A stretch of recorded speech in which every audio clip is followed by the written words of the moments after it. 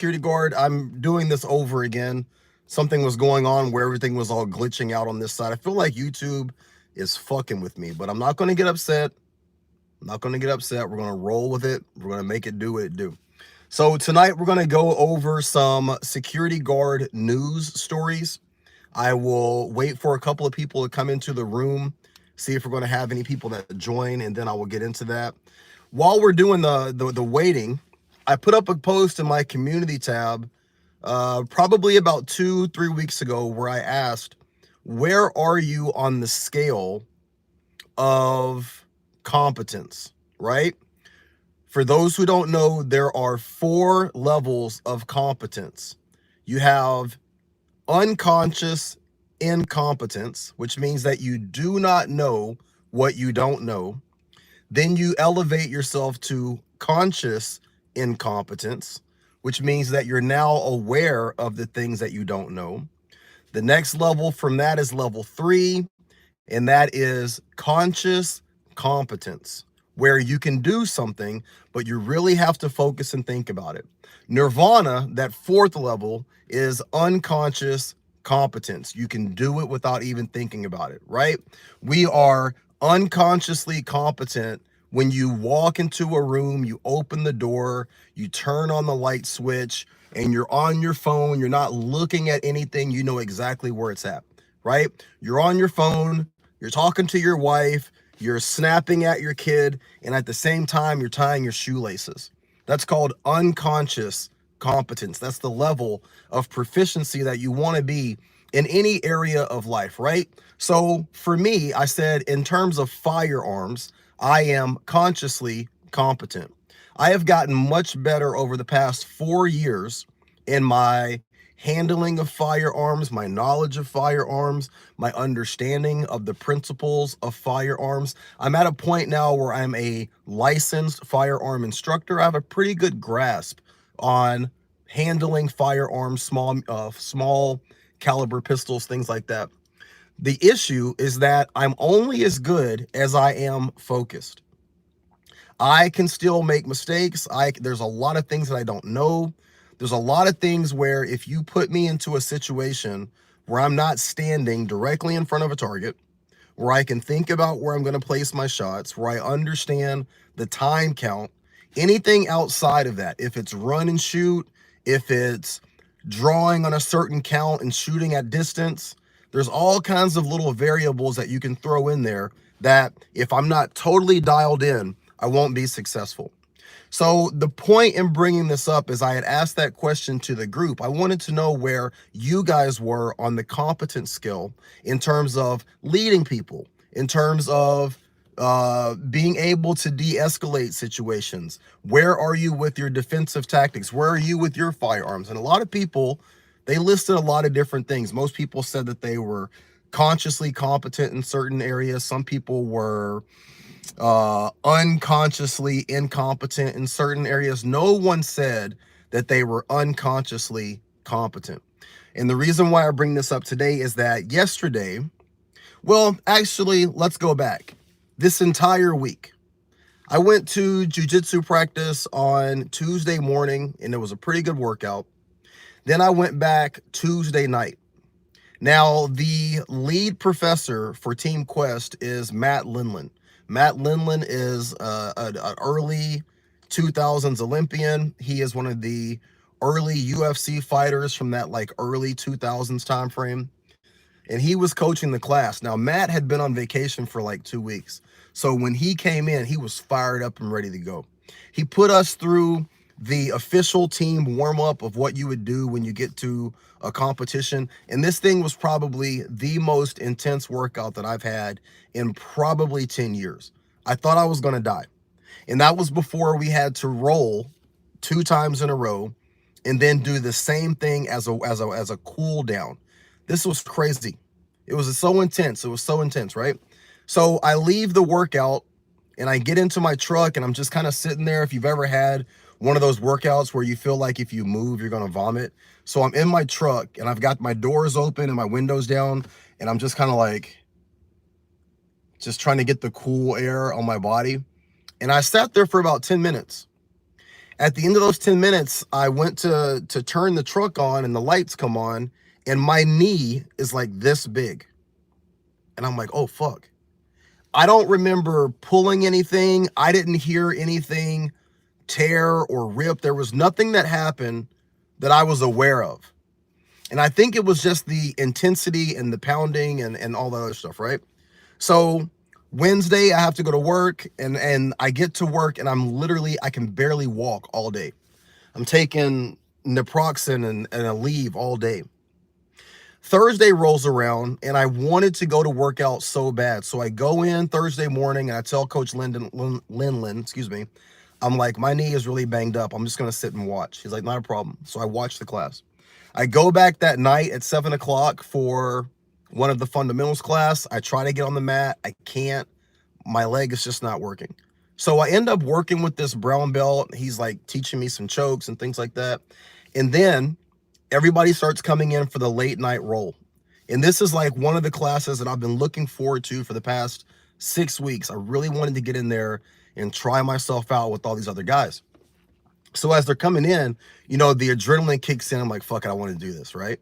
And I've like studied all of these skills. I've like mapped out my path of what I'm going to do for my game. And I start rolling with this other guy and he slaughters me. Taps me out, 45 seconds in. Handshake, knuckle bump, do it again. This guy chokes me out. And then I go to, 2, 3 other people and it's like, I'm just getting ragdolled. And then finally, there's a guy in there that started about the same time that I did. He's about the same size as me, a little bit heavier. And I'm like, this is somebody that I need to roll with. I need to roll with somebody at this height and this size, this weight. And he ragdolls me. And I recorded the entire thing. I'm going to put it up on this channel, guys. I literally got my ass handed to me. And so when I went home that night, I was so dejected. And then today when I wake up and I come to work and it's like all day, I'm like, man, I can't believe. First off, like just watching the replay, the video replay, I cannot believe how out of shape I am. Like, I'm just so embarrassed with like how my body looks. That's number one. Number two, I was so embarrassed with like my performance. It was like in the Men in Black movie when Will Smith is just like click and you forget everything. That's what it felt like. Like everything that I had practiced, that I had thought about, the plan, none of that panned out. I forgot everything and it was like I went completely blank. So I'm totally dejected. And then it dawned on me. It dawned on me that I had asked you guys that question about the levels of competency 3 weeks ago. And that second level is such a painful level. I'm about to teach you guys something here. The second level of competency in anything, in school, learning how to have relationships, work, firearms, defensive tactics, leadership, jiu-jitsu. It's all the same. The most painful place to be in your development as a person when it comes to learning is that second level, conscious incompetence.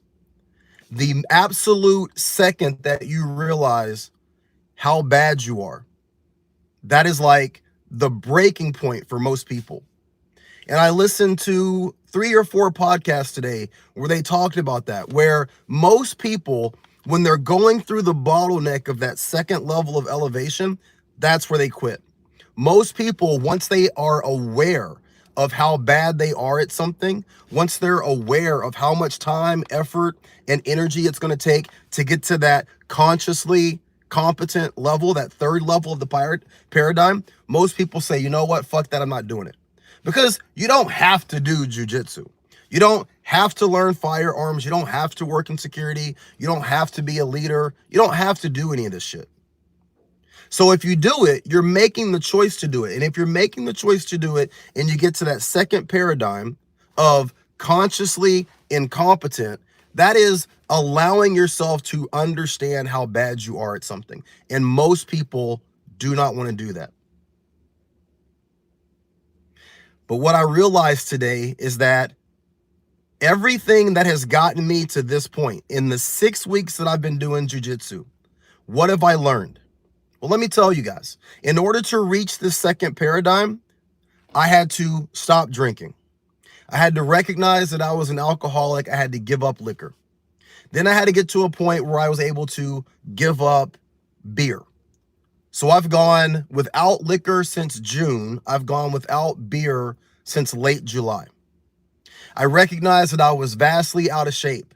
So I started hitting the gym. You guys are seeing the videos, right? When it comes to jiu-jitsu, I'm doing 3 to 4 classes a week. I can tell you what skills are. I can tell you what positions are. I can tell you what submissions are. I can tell you sweeps. I can tell you counters. I can tell you lineage information on the Gracies. All of this stuff that I didn't know about before I started. And that all got me to that second level of the paradigm where I suck. Congratulations. You've put in all this work, all this effort, you've made all these changes, and your prize for that is you now know that you suck and you get your ass kicked every week. That's what it took just to get to this second paradigm. But I had to realize that that elevation from unconscious incompetence to conscious incompetence, that is still a win. You've still gone up on the rung. You're just on a very, very, very, very long ladder. So if you guys are experiencing that in any aspect of your life, don't be discouraged. Once you are aware of how bad you are at something, you have elevated. You've made it to the next level of the game. Okay? So I'm telling you guys that because I had to tell myself that, and I hope you guys respect that. Okay? Let me see what kind of comments we got real quick before I get into these 3 stories because I really want to hit these tonight. Okay. The Melody says, Philadelphia salutes you. I miss Philadelphia, and I got a story about Pennsylvania today. PBE, what's up, brother? Someone says, caught you while on patrol. I'm off, dumbass. And I do not work for Securitas. No. Someone says he works the same job, but in Ukraine. Man, I would love to answer any questions for you. Vlad, if you have a question for me, please drop it in. I would love to know what you do over in Ukraine. That's awesome.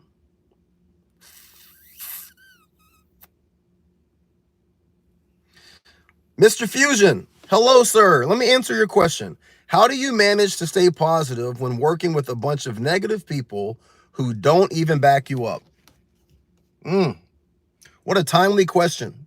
I had a use of force incident today, and during the use of force incident, I ran out of pepper spray. Dealing with a crackhead, very aggressive crackhead, I had already pepper sprayed him once, and it had no effect on him. So he runs from that situation. We get him to an area where we kind of have him boxed in. He goes after one of the staff. I have to go hands-on and take him down. When I take him down, I tell my partner, pop pepper, I'm out. And so he pulls his pepper spray out. He hadn't taken the tab off the front of the pepper spray. So he's trying to deploy pepper and nothing's coming out. I've actually had this happen to me before, which is why now, anytime that I buy a pepper spray, I look at it. If there's any sort of safety seal, safety tab, take it off, shake it, give it a little test at the house before I take it to work. Didn't go over this with this guy. He clearly has never had this happen. I'm sure moving forward, he'll check to see if there's a tab on there. But during this interaction, I'm calling for this guy to pop pepper and he can't get anything to happen because his pepper spray is not working. That was a very bad situation, and I was super frustrated. We got the guy out eventually. We got the situation under control, but I'm thinking to myself, what could have happened? What could have gone wrong? What could have happened? And then it dawned on me, you know what, Damien? You can't be mad at this guy because you've been in that exact same situation. You've done it too. Right? It's almost like this was his moment of conscious incompetence, because the guy that I worked with today, and no disrespect to him, he's a great kid, but he's young. He's strong, he's a big guy, right? Doesn't have to raise his voice. He has a very strong command presence. I think he would make an amazing sheriff's deputy or a state trooper if that was ever the direction that he wanted to go. If I could say that he has any flaw, what do you guys think that it would be? I'll give you a second. If he has any flaw, I would say is that he cannot or is very unwilling at this point in his life, and I was no different. I was no different. He is very unwilling at this time to take advice or take coaching. He does not like to be coached. He does not like to be corrected. And again, I say that with all respect. I've been there. Okay, he's in his 20s. But I think that today, in that situation, and everything happened so fast, by the time we got the guy out, we had contacted the police, I'm already off the floor and I'm writing the report. And then his shift changed. So he left and somebody else came in. He and I didn't get a chance to really talk about anything or debrief before his shift change. And I think that he knew that I was frustrated. And I think that we have worked together long enough and we've created enough rapport with each other. I can almost guarantee you, I could be wrong, but I can almost guarantee you he went home feeling bad about that situation. That was his moment of conscious incompetence. And I can guarantee you moving forward, he will know if his pepper spray is workable and active moving forward. And sometimes that's what has to happen. But in terms of staying positive, the way that I stay positive is to remember that anything that anyone does around me, I've done so much worse. We had people at my location were on strike last week. They were on strike last week, and these are people that I've worked around for the past 4 years. I've given a lot of time and effort to make sure that these people are safe. And during the strike, the mob mentality kind of kicked in. And a lot of the people that I have tried to help, people that I've personally counseled, people that I've personally, worked hard to be vigilant to make sure that they're safe, a lot of those people had some real negative, toxic things to say to me. And I think that a lot of them were caught up in the moment. A lot of them were caught up in the mob mentality, but it really hurt my feelings. It did. And I don't feel lame for saying that. It really hurt my feelings and it disappointed me from a lot of people that I thought were my friends. And for the next couple of days, I felt some kind of way about it. But then I had to remember, I have been way worse to people than they were to me. I have done 10 times worse to people that have been good to me, that have cared about me, and that have created a path for me. And so you have to just remain humble, Mr. Fusion, and know that no one is perfect, and that you've probably been the bad employee somewhere else. You've probably been the problematic person in another situation. And when you realize that and you recognize that, the only thing that you have to offer people is grace. God has been graceful to me. And so I try to extend that same grace to people, even when sometimes they don't deserve it, because I know that God has been graceful to me and I don't deserve it. I try to keep that mentality, man.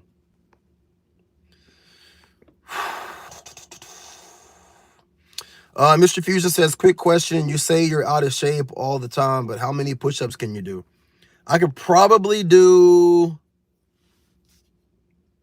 I think I could get 50 before I really started to struggle. I think I could do 50 in a row. All right. Okay. Let me get into these stories real quick. So in Portland in 2021, we had a unlicensed security guard that went schizoid at a Lowe's parking lot and decided that in order to stop a guy from shoplifting about $6 worth of pallets, allegedly, he needed to shoot him 6 times. That security guard was found guilty and has been sent to prison. I think he's doing life. I don't know exactly what his sentencing was, but he's going to be in there for a long time. The point that I'm bringing this up today is that the civil trial is starting in Multnomah County, I think next week. The family of the guy who got shot is suing for $25 million. They've named the store, they've named the business park, and they've named the security company. They're all going to be defendants in this $25 million lawsuit. The horrible part of this is that, number one, they're going to get cashed out. This guy's family, and the guy was by all intents and purposes a dirtbag, allegedly, not the security guard, the other guy, right? And even though this guy has lost his life, his family is going to get a windfall out of this. And on top of that, what's equally as concerning and upsetting is that this story continues to permeate in the news, and it's a bad look for private security. It's a really bad look for private security as a whole. And I think that once this thing fleshes out on the civil side, it's going to have ramifications for the entire industry here in Portland. Now, as that story is making its way through the news cycle here in Portland, we had another story that came out yesterday. Okay. There's an area called Tigard. It's a suburb of Portland, kind of an affluent area. There's a Safeway there, and apparently, allegedly, the security guard company that they had hired at this Safeway, they hired them for loss prevention. So they actually wanted this company. I don't know if they're in uniform or if they're in plain clothes, what exactly their situation is, but the Safeway in Tigard has a third-party security guard contracted to do loss prevention. Now, here in Oregon, like many other states, in order to make a stop under shopkeeper's privilege, you have to have the 5 elements. Let's just review that real quick. You have to observe the person going into the area. You have to see them select the item, observation, selection. The third thing is to conceal or tamper. So you've got observation, selection, conceal or tamper. You have to see them leave the area with the item, and then they have to pass or bypass all points of sale before you make the stop. Once you've made the stop, you have the legal right to detain this person, and you have the legal right to make that arrest and pass them off to law enforcement. Now, the issue is that in Portland and all of the surrounding areas, you know, you could say that it has to do with staffing. You could also say, some would say, that police don't respond to these locations for shoplifting because they just don't see it as being important. Long story short, the security guard who's performing loss prevention gets into it with the guy who allegedly might be abusing drugs, living on the street, living a nefarious lifestyle. Security guard is said to have taken this person down and at some point in time applied a choke to this person's neck. When the police show up, the subject is unresponsive, and the security guard and other people who worked at this Safeway allegedly were performing CPR. They take the guy to the hospital. That day, hours later, the next day, the guy dies. And now the culpability for this person's death is being laid directly at the feet of this private security guard. Now, I came on here 2 weeks ago and I talked about the situation that happened in Wisconsin. We talked about how it's not important to get the arrest. If you're working in security, you're working in loss prevention, you get your stuff back, the person wants to go hands-on with you. If you have to protect yourself, protect other people, you do that. But this idea of holding someone down in a prone position and holding their arms behind their back or doing anything to impede their movement, and you're doing this in an effort to facilitate an arrest and then pass them off to law enforcement, many times there are examples of these people dying from asphyxiation. And that's even if a choke or a restraint wasn't applied. And I talked about the importance of not doing this. People are not trained. They don't understand how this can happen. The issues of the people here in Portland, especially, so many people addicted to drugs, so many people on fentanyl at the moment that they're making the shoplifting situation, so many people that are just living on the streets. They're not healthy people. And so you find yourself in a situation where you've done this and your hands were the last set of hands on this person, and now they're dead and they're holding you accountable and responsible for that. I cannot state it enough how unimportant it is to get that arrest. We don't have to hold these people. Let them go. Observe, report, let them go. And again, I am not saying that you don't have the right or you're not justified to go hands-on when you need to go hands-on. But there's a difference between going hands-on and dealing with the situation and holding that person down, especially in a prone position, okay? No bueno. The last story that I wanted to talk to you guys about comes from Pennsylvania. I don't remember exactly what city it was, but there is a female security guard who's working at a high school. She comes up pregnant by one of the 17-year-old students. Let me say this again.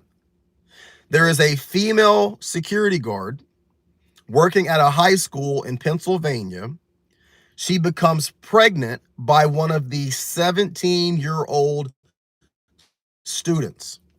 Now, I advocate for private security guards to work in the schools because I believe in the fact that we need an active shooter response right there. I think that if you don't have law enforcement, if you're not going to have military, your next best option is armed security. This completely undermines, my advocacy for that. Now, here's the rub of the situation, no pun intended. The superintendent of the school found out about this situation and refused to report it for over 5 days. The superintendent is what's known as a mandated reporter. If they hear something of this nature, they have to report it. Allegedly, the superintendent sat on this information for about 5 days until somebody else found out about it. So the school board has gone after the superintendent and they've taken this person's job. Clearly, the security guard is going to, I would like to say the security guard is going to be arrested, but it's a female security guard. We'll have to watch this and see if there's going to be the same level of scrutiny and accountability for this female adult sleeping with a high school student that there would be if this was flipped. I think that it should be equal across the board. If a male security guard had gotten a female student pregnant, I think that they would throw him under the jail. So I'm hopeful. I don't know. I didn't see anything in this story where it said the security guard was arrested. I'll have to keep an eye on that. Most of the story was pointed at the superintendent for not reporting the situation. The reason why I bring that up, aside from the obvious, don't sleep with kids and don't throw your career away over something stupid and wrong like that. The reason why I bring that up to you guys is that the importance of reporting information can't be understated. Something as serious and egregious as this, I think that most of us are in agreement. We should all be in agreement that that's not something that you sit on. But there's other things that happen in our profession, in our job, in our circumstances and situations every day that we don't talk about, that we don't report, that we don't bring up to someone.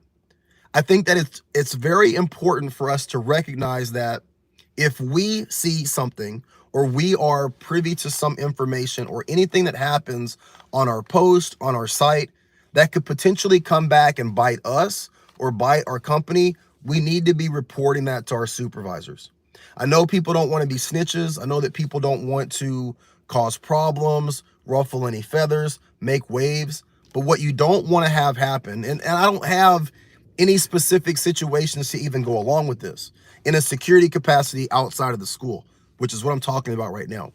I don't really have an example of something that you should report, but we all know if something happens, something comes up at your site, something happens or comes up that could affect your company, something negative that one of the officers has done that if it were to get out could be a problem, you got to report that. Don't sit on it like this superintendent did. Because every day that it goes and you haven't said something, it makes it look like you're complicit to those situations. And that's the important thing I wanted to talk to you guys about. not being complicit in people's bullshit. All right. All right, let me see if I got any comments to answer here. Good Lord, you guys are killing it tonight. I love you guys.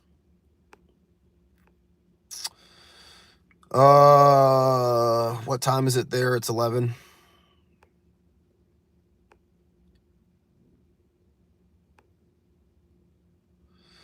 Just smoke weed and everything in life is much happier and healthier. It's the best advice because God made weed. Yeah. It's hard to smoke weed when you want to purchase firearms because that's you're violating the law by doing that.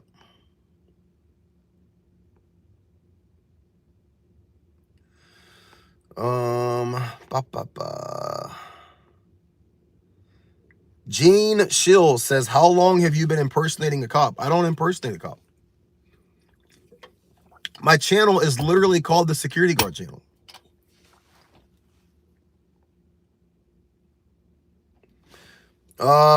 Brian Forrester says, too many of our colleagues suffer from the Dunning-Kruger effect, literally knowing so little about something that they believe that you're an expert. And that's awesome. Yeah.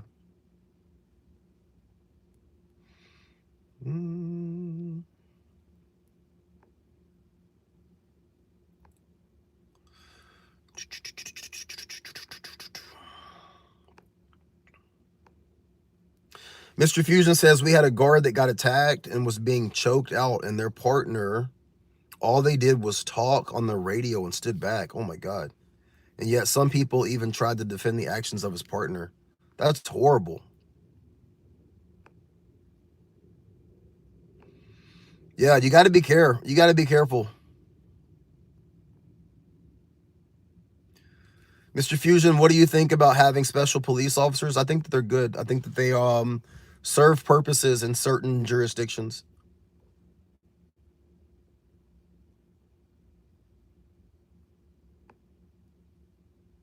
Oh, wow. Brother Ken, I work security here in Aurora, Colorado, and these Venezuelan gang members are running amok, scaring the hell out of everyone. Do you have anything similar in Oregon regarding lawless immigrants? Yeah, I mean, the homeless community is pretty similar to that. The only thing is that our homeless community here, they're problematic. They're not necessarily inherently violent. I will say this, that here in Oregon and in Portland specifically, we have a large cartel presence and we're starting to get a larger Venezuelan presence. It's going to be really interesting to see how things turn out over the next 2 years here, because people have advocated for migrants to come here. And then they've also developed this culture of entitlement, of non-accountability. They've allowed drug usage to run amok, homelessness to run amok. So I think that like the petri dish for Portland to become like an absolute, I mean, it's already a shit show, but a violent shit show. I think that the possibility of that happening is very, very high here. But again, we'll have to keep eyes on it. Yeah, the Aurora, Colorado thing is crazy. All right, guys, it is 11:03. I'm going to go home, have dinner with my beautiful wife, and I'm going back to jiu-jitsu in the morning, and I'm looking forward to,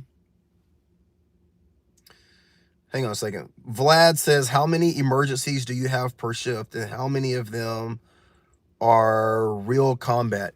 99.9. I had an overdose in the bathroom on Saturday. I had a violent person today that literally robbed the store 2 weeks ago. That's the guy that we had the hands-on incident with. 99.9% of the things that we deal with here are nuisance. It's disturbance, nuisance, people threatening, people being belligerent. We are extremely lucky, knock on wood, that the vast majority of our issues are not extremely violent. However, I have responded to some extremely violent things. I responded to a homicide in 2022. There were, between 2022 and 2024, I would say there were 3, maybe 4 shootings on our property, multiple overdose, a lot of aggressive people being combative, but we've been very lucky that we don't have a lot of true violence. In terms of emergencies, I respond to disturbances all the time. Real emergencies, one or two a month maybe. But my location is more problematic with nuisance. There's other locations within our portfolio that are way more aggressive and dangerous, but not many. Not many. Ghost says, keep up the work on the mats. Okay, Leo from Atlanta checking in. I've been doing BJJ for 4 years. I enjoy your channel and vids. Stay safe out there. Hey, I'm going to let that be my last comment, man. I read your comment. I appreciate that. Brother Ken, jiu-jitsu, grappling, very necessary. Striking and or grappling is much needed. I want to thank all of you for being here, guys. I've got to get out. My wife is making dinner. I could sit here and talk to you guys all fucking night. I love you guys. I hope you have a great night. If you're working, please be safe. Watch your back. If you're not working, get to work, motherfuckers, right? And look for my jujitsu content coming out more about how bad I am, right? Consciously incompetent. Y'all have